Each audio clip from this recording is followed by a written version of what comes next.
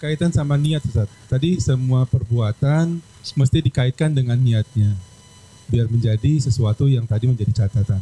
Nah, kebiasaan kita kan kadang perbuatan baik itu ya udah mengalir begitu aja, Ustaz. Nah, itu bagaimana? Apakah harus seperti itu? Iya. Innamal a'malu binniyat. Ya memang kualitas, jadi kualitas amalan itu ditentukan dari niatnya.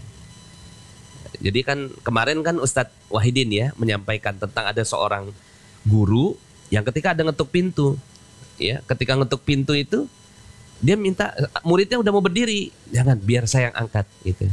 Ya pas dibuka itu dipegang itu pintunya pelan lama itu ya, nggak sebentar dipegang gitu ya, baru kemudian dia buka.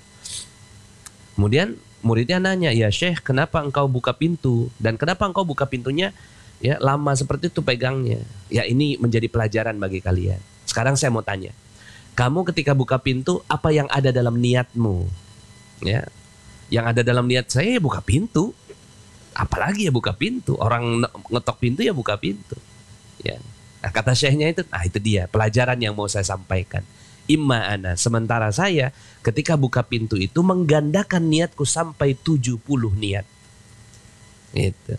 Ya Allah seandainya di depan ini adalah orang yang perlu dibantu, aku mudahkan aku membantunya. Ya Allah seandainya di depan ini adalah orang yang perlu ilmu, maka berikan kesempatan kepadaku untuk memberinya ilmu. Ya Allah seandainya di depan ini, terus begitu sampai 70 niat dalam hatinya. Ya Allah tinggikan derajat sayangi dia, rahmati dia, berkahi dia. Ya Allah ya mudahkan saya untuk membantunya gitu. Baru dia buka.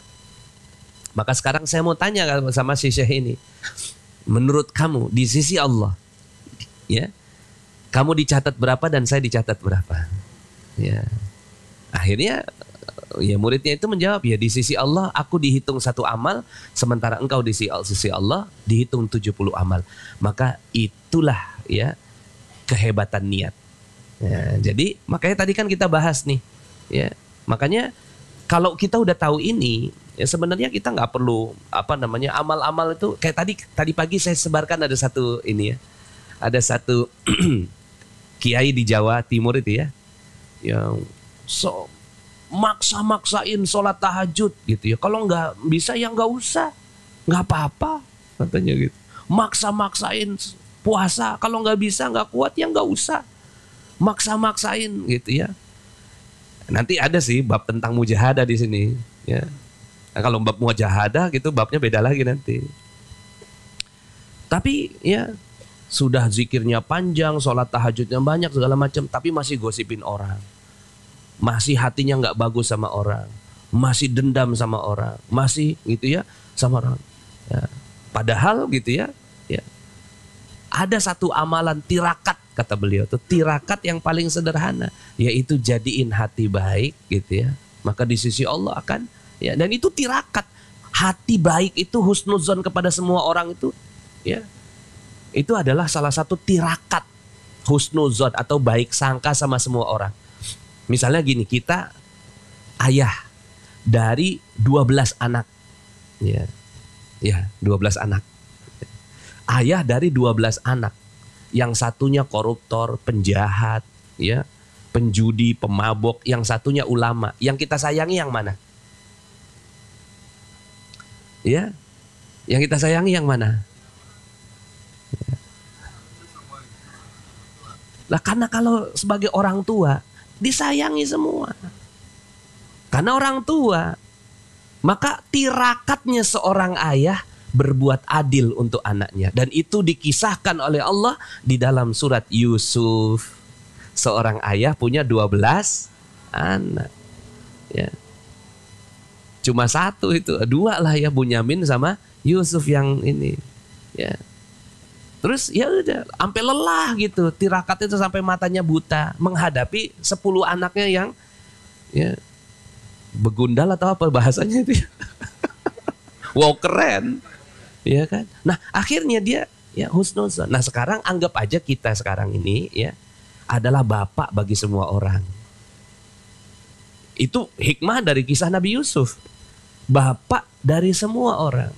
Nabi Yusuf akan jadi itu, tapi yang lainnya juga semua adalah baik gitu. Ya. Maka kalau bisa seperti itu, kenapa tadi ke sana ya jawabannya? Ya. Ya. Amalan hati, tirakat. Tirakat ya, husnuzon ya, karena niatnya maka dia melebihi semua amal, dan itu diabadikan di dalam Al-Quran. Artinya kekuatan niat itu ya, kita berbuat baik sama orang juga merupakan satu amalan yang tinggi di sisi Allah Subhanahu wa Ta'ala.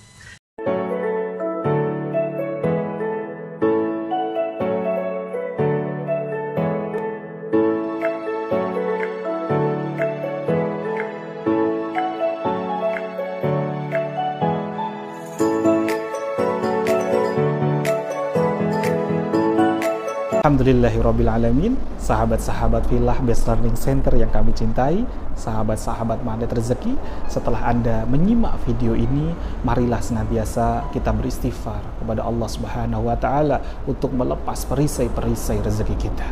Rabbi ghafirli wa tub alayya innaka antat tawwabur rahim. Ya Rabb, ampunilah kami, terimalah taubat kami, sesungguhnya Engkau Maha penerima taubat dan Engkau Maha penyayang. Dan mari senantiasa kita bersolawat kepada baginda Nabi Muhammad sallallahu alaihi wasallam. Sallu ala Muhammad. Allahumma salli alaihi wa ala alihi wa sahbihi.